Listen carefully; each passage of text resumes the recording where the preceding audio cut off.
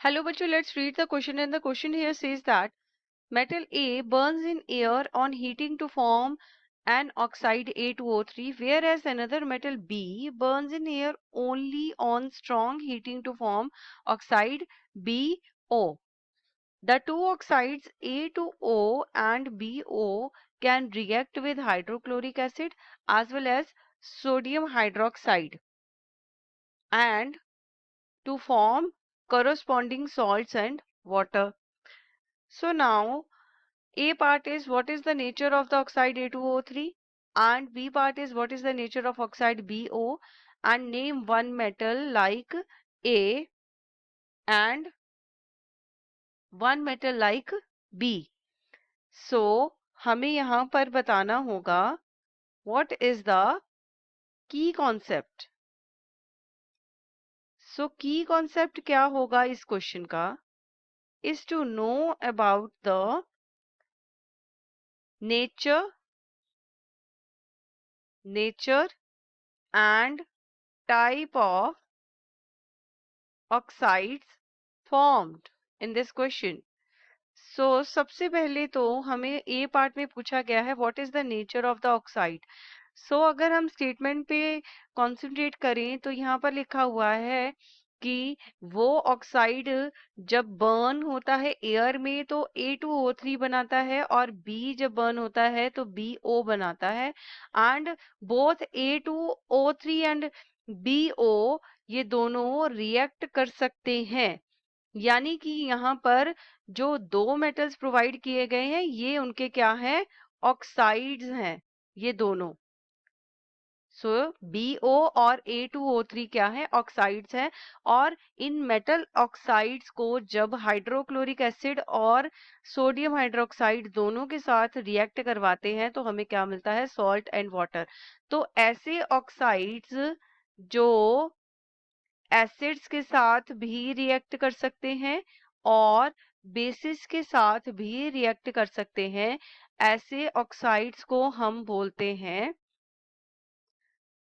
as we called as the amphoteric oxides. So वो oxides जो दोनों एसिड्स के साथ भी और बेसिस के साथ भी रिएक्ट कर सकते हैं हम उनको बोलते हैं एम्फोटेरिक ऑक्साइड्स. सो एम्फोटेरिक ऑक्साइड्स हैं. अब इनकी नेचर क्या है, नेचर है, this is the A part of the question कि हमने नेचर बता दिया. नेचर क्या है, एम्फोटेरिक ऑक्साइड है. And what is the nature of oxide BO. अब BO की भी ऑक्साइड नेचर जो है वो सेम होगी. सो सेम है, यानी कि A और B दोनों की नेचर क्या है, एम्फोटेरिक है. और सी पार्ट में पूछा गया है name one metal like a.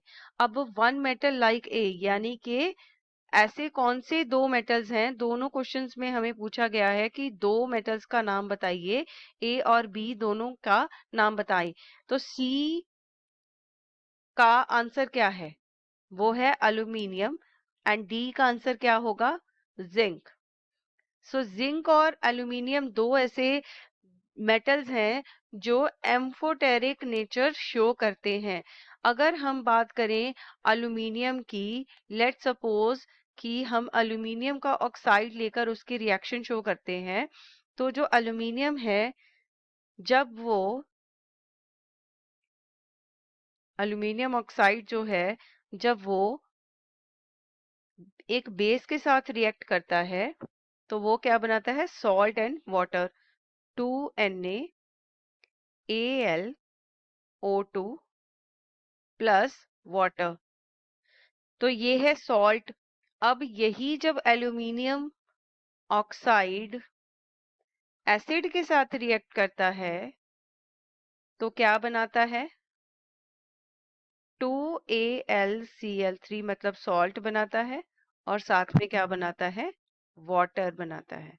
अब अगर यही हम जिंक की बात करें, अगर जिंक के रिएक्शंस की बात करें तो जो जिंक है इसका जो ऑक्साइड है जब ये रिएक्ट करता है बेस के साथ तो ये बनाता है Na2 ZnOH4, तो ये सॉल्ट है प्लस वाटर। और जब जिंक का ऑक्साइड रिएक्ट करता है किसके साथ? HCl के साथ,